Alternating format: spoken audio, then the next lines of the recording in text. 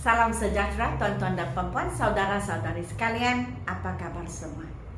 Nama saya ialah Dr. Lee dan saya berasal dari Bukit Mentajam di sebelah utara Malaysia, Semenanjung Malaysia, dan kini saya tinggal di Kluang Johor pada masa ini. Jadi selamat kembali, sebab sepanjang masa ini saya telah berhenti seketika kerana bercuti. Jadi sekarang pun sudah balik dan mulalah membuat naik video-video untuk menghabiskan buku ini, untuk habis mengajar buku ini, memuat naik video buku ini. Jadi buku ini adalah tahap kedua, maksudnya ada lebih susah sedikit, lebih mencabar daripada level 1. So inilah level 1. Ini level 1 dan ini level 2. So perbezaannya ialah level 2 lebih mencabar daripada level 1, lebih susah sedikit daripada level 1. Dan sekarang kita sudah sampai ke bab ke 28, video yang kedua. Dan inilah bukunya. Ini adalah di dalam buku ini. Dan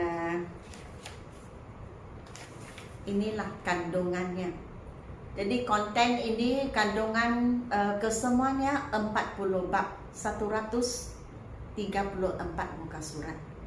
Ditulis atau diterbitkan dalam dua bahasa, bahasa Melayu dan bahasa Inggeris. Ini atas permintaan subscriber saya. Jadi saya pun cubalah menerbitkan buku dalam dua bahasa. Jadi sekarang saya akan mengajar bab ke-28, exercise 3 dan exercise 4. Jadi selepas exercise 4 kita akan beralih ke lesson 29, articles. Sudah habis pun bab ini, bab ke-28. Jadi jika kita tengok di sini, kita masih di past tense of conditional tenses. Jadi apa maksudnya conditional? Conditional maksudnya katakan condition. Condition ada banyak arti. Saya hanya cakap dalam grammar. Condition maksudnya di sini dalam grammar maksudnya syarat. Jikalau kamu buat ini, inilah akan berlaku, ini akan berlaku. So atau jikalau saya buat begini, saya akan begini.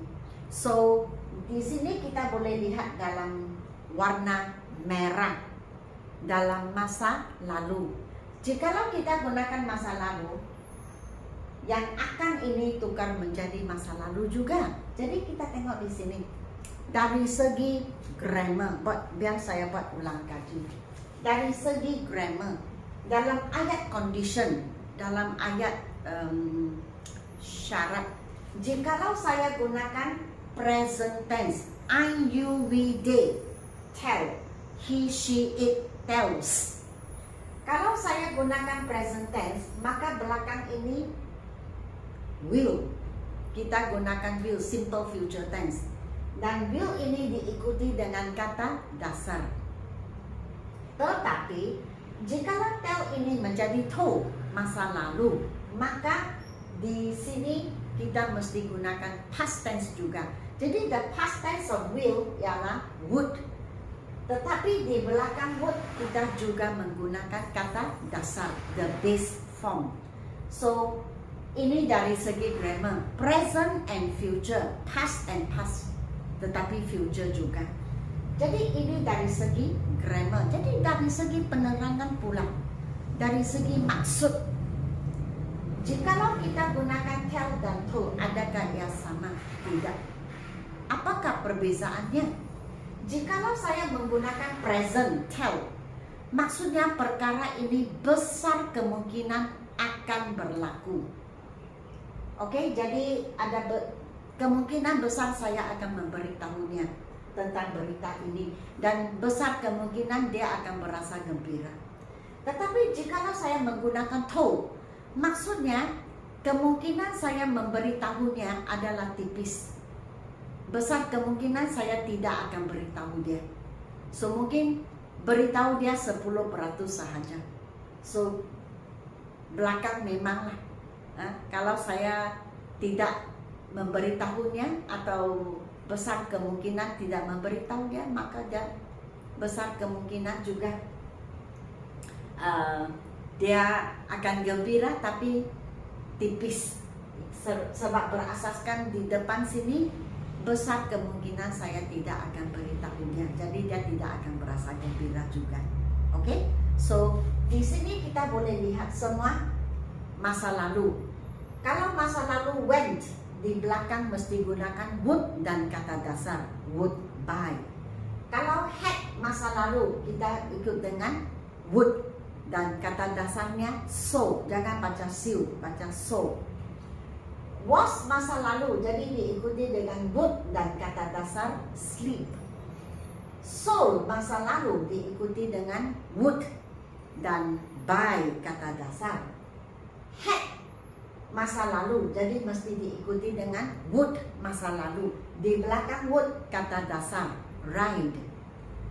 Ironed masa lalu diikuti dengan would masa lalu juga dan diikuti dengan kata dasar be. Tried masa lalu diikuti dengan would masa lalu, tetapi di belakang would kita gunakan win kata dasar. Jadi exercise ini bermaksud besar kemungkinan tidak berlaku. Oke, tidak berlaku. Contoh, if we went, kalau kami pergi to the canteen, we would buy some food to eat. Jadi besar kemungkinan kami tidak akan pergi ke kantin. Kalau pergi sahaja kami akan membeli makanan. Oke, itu maksudnya. If she had some cloth, she would sew a pillowcase. Kalau dia ada kain, dia akan menjahit. Pillowcase maksudnya penutup bantal. Jadi adakah dia mempunyai kain? Tidak, kemungkinan dia tidak ada kain. Tapi kalau dia ada, dia akan menjahit. If it was tired, it would sleep on the sofa. Jadi kalau ia letih sahaja, ia akan tidur di sofa. Jadi besar kemungkinan dia tidak letih. Kalau dia letih pun 10% sahaja dia berasa letih. Maksudnya dia tidak berasa letih. If they sold the house, they would buy a new one. Kalau mereka menjual rumah, mereka akan membeli sebuah rumah yang baru. Jadi adakah mereka akan menjual rumah tersebut? Besar kemungkinan tidak. Tapi kalau jual, mereka akan beli.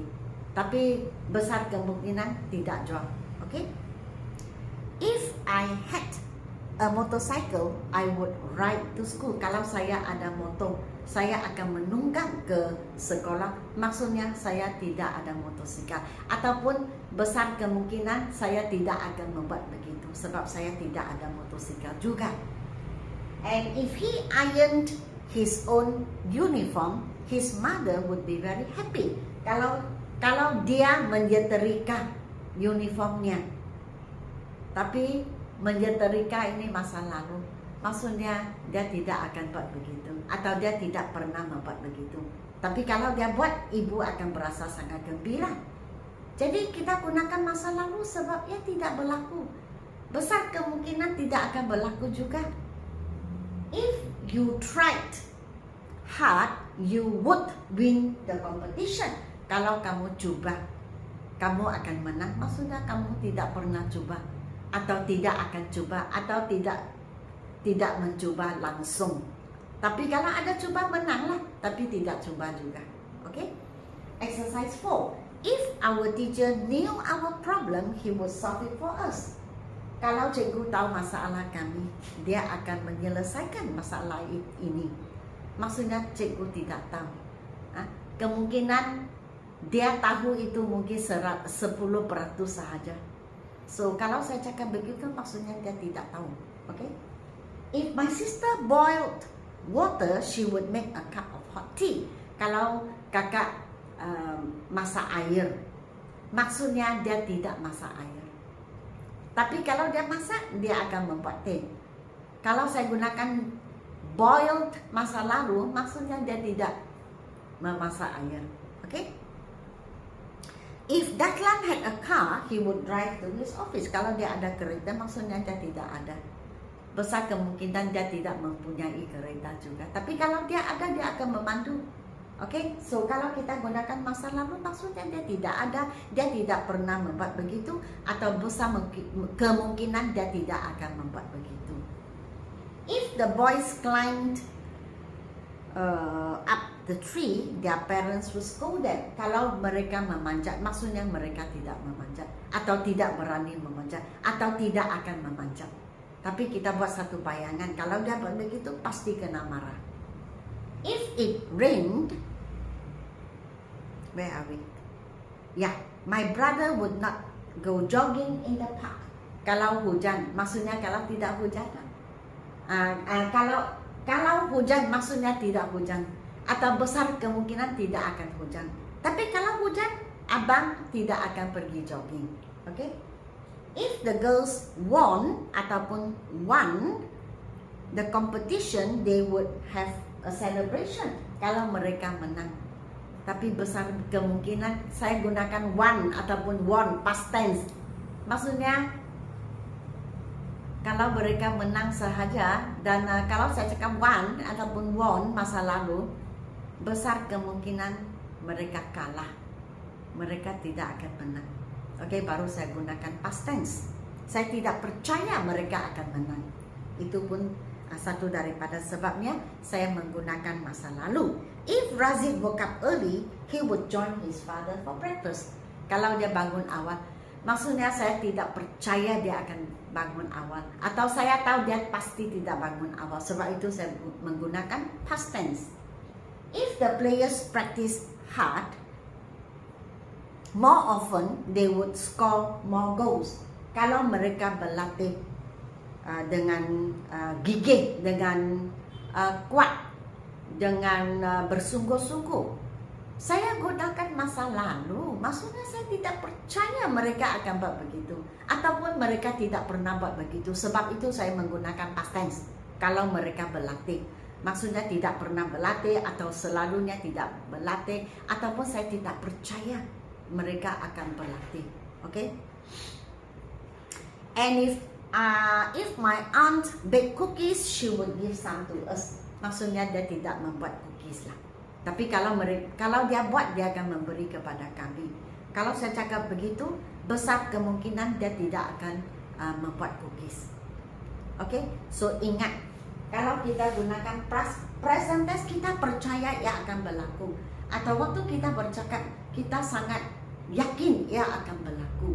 Kalau kita gunakan past tense, besar kemungkinan tidak akan berlaku, atau kita tidak percaya ia akan berlaku, ataupun ia tidak pernah berlaku. Sebab itu waktu kita bercakap, kita gunakan past tense, sebab kita tidak yakin ia akan berlaku. Okay, so saya harap kamu faham, saya percaya kamu faham juga. Okay, so perbezaan di antara present tense dan past tense dalam conditional tenses. Conditional tenses maksudnya syarat. Kalau kamu buat begini, ini akan berlaku. Okay? Present tense dan simple future tense will. Past tense dengan past future. Maksudnya gunakan would dan kata dasar. Okay? So setakat ini sahaja.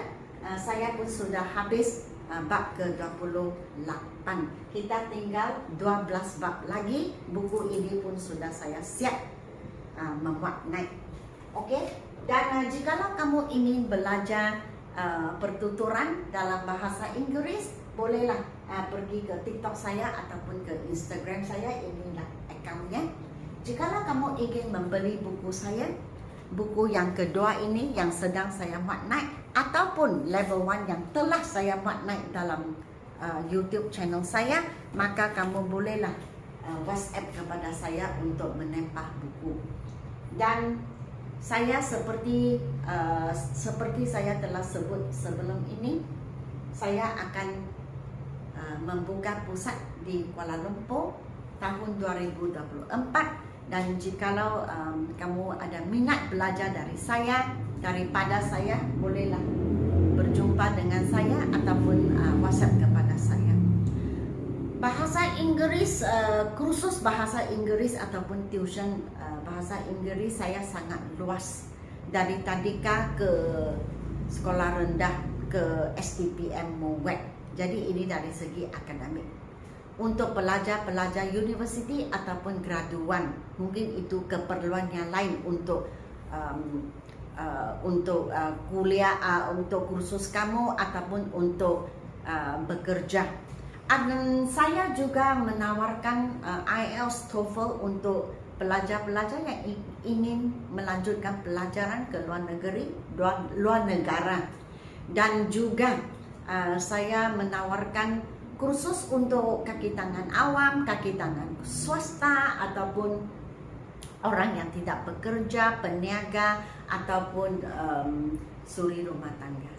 Jadi sangat luas lah. Jikalau berminat, jumpa dengan saya ataupun WhatsApp kepada saya. Dan saya juga akan mengumumkan sewaktu apabila pusat saya sudah buka, nanti saya akan umumkan di YouTube channel saya juga. Jadi pada masa itu, jikalau kamu mempunyai sebarang keperluan memerlukan bantuan saya, maka kamu bolehlah WhatsApp kepada saya.